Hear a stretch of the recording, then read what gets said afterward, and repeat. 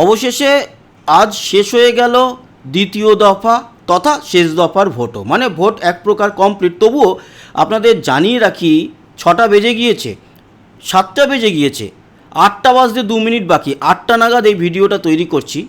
সমস্ত exit pole চলে এসেছে। একটি মাত্র সংস্থা ছাড়া বাকি সমস্ত সংস্থা বলছে বিজেপির জয়ের সম্ভাবনা বেশি। আমরা আসব সেই আলোচনায় এবং গ্রাফিক দেখাবো আপনাদেরকে যে কোন কোন সংস্থা বলছে যে বিজেপি জিততে পারে, কোন সংস্থা বলছে যে টিএমসি আবারও আসতে পারে। সমস্ত বিষয় নিয়ে আলোচনার আগে যেটা আপনাদের বলে রাখা ভালো তা হচ্ছে 6টা পর্যন্ত আজকে যে ভোট হয়েছে, নির্বাচন কমিশনের তরফ থেকে খবর পাওয়া গিয়েছে 91.31% ভোট পড়েছে। খুবই ভালো, কিন্তু আরও কিছুটা বাড়বে। তার কারণ যখন 6টা নাগাদ ভোট দান শেষ হয় তখনও কিন্তু কিছু বুথে চলছিল ভোট, লাইন ছিল সামান্য।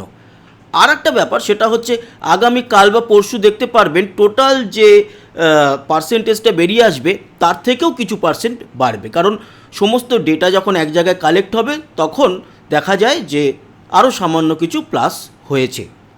যেটা আপনাদের মনে থাকবে, প্রথম দফায় আমরা দেখেছিলাম 92.31% মতো, তার দুদিন বাদে সেটা কিন্তু 93.19% হয়েছিল বেড়ে। এটা হবে। আর এক্সিট পোলে আসার আগে আর একটা কথা আপনাদের বলে রাখি, দেখুন এক্সিট পোল আপনাকে আনন্দ দিতে পারে আবার দুঃখও দিতে পারে, কিন্তু আসল আনন্দ বা দুঃখ আপনারা কিন্তু পাবেন 4 তারিখে। আজকের এটা কিছু ওই টেকনিক্যাল জিনিস বা ডেটা কালেক্ট করে তৈরি করা হয়েছে, আমরা তো করিনি, বিভিন্ন বড় সংস্থা এগুলো করে থাকে। তারই কি বেরিয়ে এসছে মতামত আপনাদের জানাই। প্রথমেই তৃণমূলকে যারা এগিয়ে রেখেছে সেই সংস্থা কি বলছে, সেই সংস্থাটি কি, তারা হচ্ছে পিপল পালস। পিপল পালস বলছে এই যে 2026-এর ভোটে জেতার সম্ভাবনা বা সিট পেতে পারে, সবসময় কিন্তু পেয়েই গেছে এটা ভাববেন না। এক্সিট পোল আমরা অনেক সময় দেখেছি প্রায় কাছাকাছি গেছে, অনেক সময় দেখেছি বাস্তবের সঙ্গে কোনো মিল নেই, আবার এটাও দেখেছি যে মানে যেটা বলেছে এক্স্যাক্ট সেটাই হয়েছে। যেমন উদাহরণ দিতে পারি 2011 সালে একেবারে যেরকমটা বলেছিল এসি নিয়েলসন বলে একটি সংস্থা, একেবারে পারফেক্ট বলেছিল। সে সময় এত সংস্থা ছিল না, বা থাকলেও আমাদের কাছে সেই খবর পৌঁছাতো না। পরবর্তী সময় 2016 ঠিকঠাক ছিল, 19-এ ধারণাই করতে পারেনি কোনো সংস্থা যে 18টা আসন বিজেপি পেতে পারে। আবার 24-এ যে ধারণা ছিল যে প্রায় 26-27টা বিজেপি পাচ্ছে, একেবারে ধূলিসাৎ হয়ে গিয়েছে।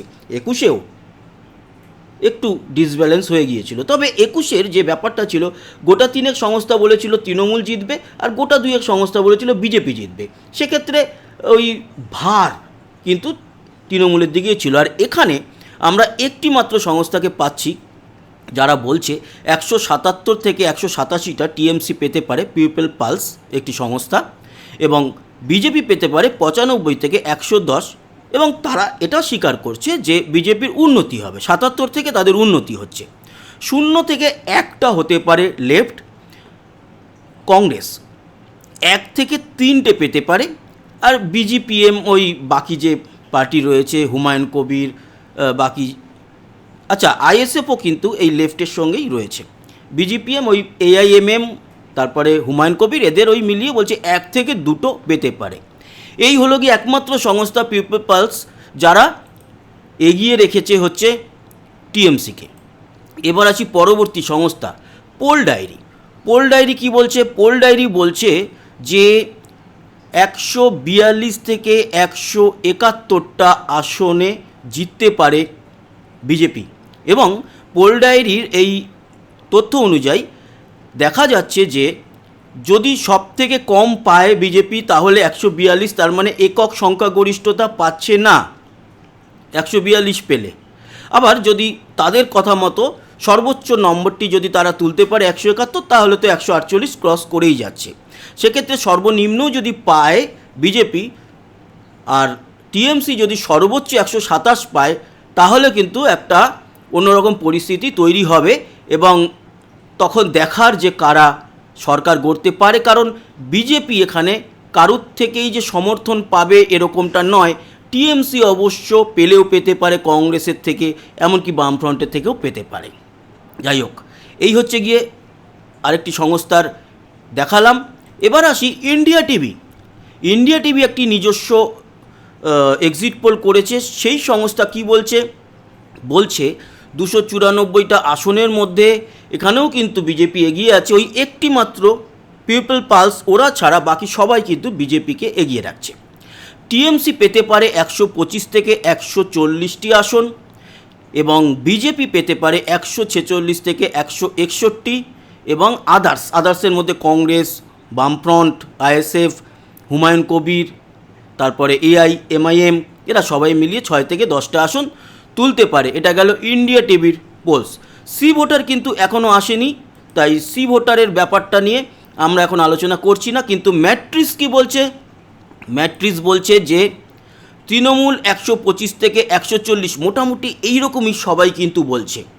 বিজেপি 146 থেকে 161, বাম জোট বলছে কোনো আসন পাবে না। এটা আমাকে অবাক করেছে। দেখুন, এখানে আমার কোনো মতামত নেই, এখানে এই সংস্থাগুলো যা করেছে, যা ডেটা দিয়েছে সেইগুলোই আপনাদের সামনে রাখছি। এবং কংগ্রেস 0 বলছে, আর 6 থেকে 10টা অন্যান্য। এই অন্যান্যর মধ্যে আইএসএফ আছে সম্ভবত, এবং হুমায়ুন কবির, এআইএমএম, এই সমস্ত পার্টিগুলো রয়েছে। এবার আসি আরও একটি সংস্থা, তারা কি বলছে এবং সেই সংস্থার নাম কি? সেই সংস্থাটি হচ্ছে পি-মার্ক। পি-মার্ক বলছে যে তৃণমূলের জেতার চান্স রয়েছে 118 থেকে 138টা আসনে, বিজেপির 150 থেকে 175টা, বাম জোট এখানেও 0, কংগ্রেস এখানেও 0, অন্যান্যরাও 0। এইটা কিন্তু আরও বেশি অবাক করা। আবারও বলছি, এই যে মানে এক্সিট পোল, এখানে আমাদের কোনো মতামত নেই, যা দিয়েছে এক্স্যাক্ট আপনাদেরকে সেটাই দেখাচ্ছি। কোনো এডিটেড নয় যে আমরা ইচ্ছা করে কাউকে নাম্বার বাড়িয়ে দিয়েছি, কমিয়ে দিয়েছি, মানে আসন সংখ্যা বাড়িয়ে কমিয়ে দেখাচ্ছি। আর বাড়িয়ে কমিয়ে দেখিয়ে লাভটাই বা কী হবে? আমাদের যা হওয়ার তো হয়েই গেছে, একেবারে মেশিন বন্দি হয়ে গেছে। এখন তো আর বাক্সবন্দি বা ব্যালট বক্স বন্দি বলবো না, মেশিন বন্দি হয়ে গেছে। ডেটা 4 তারিখে জানতে পারবো, কিন্তু তার আগে এই সংস্থাগুলোর থেকে আমরা যা যা পাচ্ছি সেইটাই দেখালাম। এবার গুরুত্বপূর্ণ একটি সংস্থা, যাদের মোটামুটি এই যে অ্যাভারেজ, মানে কি বলবো, এক্সিট পোলে সাকসেস অ্যাভারেজ, সাকসেস রেটিং প্রায় 80%-এর উপরে, সেটা হচ্ছে চাণক্য। এই চাণক্য কি বলছে আপনাদেরকে দেখাই। এই হচ্ছে গিয়ে চাণক্যর এক্সিট পোল। বলছে তৃণমূল পেতে পারে 130 থেকে 140, বিজেপি পেতে পারে 150 থেকে 160, বাম জোট 0, কংগ্রেস 0, চাণক্য বলছে, অন্যান্য 6 থেকে 10। এই হলো গিয়ে এতক্ষণ পর্যন্ত আমরা যা যা এক্সিট পোলের হিসাব পেয়েছি সম্পূর্ণটা আপনাদেরকে দেখালাম, জানালাম। এখানে কারুর আনন্দ পাওয়ার, বেশি উজ্জীবিত হওয়ার কিচ্ছু হয়নি। আসল দেখা যাবে কিনা সেই 4 তারিখে। কেন বললাম এই কথাটা? গত 2024-এর আপনাদের মনে থাকবে, যখন এই এক্সিট পোল হয়েছিল, ম্যাক্সিমাম এক্সিট পোল বলেছিল যে বিজেপি 42টা আসনের মধ্যে পেতে চলেছে। কেউ বলেছিল 24টা, কেউ 25টা, কেউ 26, কেউ 27, কেউ আবার 29টা পর্যন্ত দিয়েছিল। আমরা ওভারঅল পার্সেন্টেজ ঘেটে একটা অ্যাভারেজ বার করে, মানে সমস্ত এক্সিট পোল যা যা দেখিয়েছে তাদের অ্যাভারেজ বার করে, সেটা অবশ্য আমরা কালকে দেখাবো, এর বিষয়েও দেখাবো, আনবো। তো তাই দিয়ে আমরা যেটা করেছিলাম, আমাদেরও হিসাবে প্লাস মাইনাস করে 24খানা আসনে বিজেপির আসার কথা আমরা কিন্তু জানিয়েছিলাম, কিন্তু মেলেনি সেই হিসাব। একেবারে 24 তো দূর কথা, হাফে চলে এসছে 12টাতে। তাই একটা সংস্থা বলেছিল যে টিএমসি 30-এর উপরে পাবে, আর বিজেপিকে তারাও 12টা দেখায়নি, তারা দেখিয়েছিল 14-15টার মতো, তারাও দেখিয়েছিল 14-15টা না, তারা 42টা আসনের মধ্যে না, তারা ওরকমই 12-13টার মতোই দেখিয়েছিল আমার যতটা মনে পড়ছে। কিংবা এদের বিজেপির 15টার মতো দেখিয়েছিল 42-এর মধ্যে, এদের বোধহয় 28টার মতো দেখিয়েছিল, 26-27টার মতো টিএমসিকে দেখিয়েছিল। তো সেটাও অনেকটা মিলেছিল। তো একটা সংস্থারই মিলেছিল গতবার, আর এবারও কিন্তু একটা সংস্থাই দেখাচ্ছে যে তৃণমূল এগিয়ে আছে।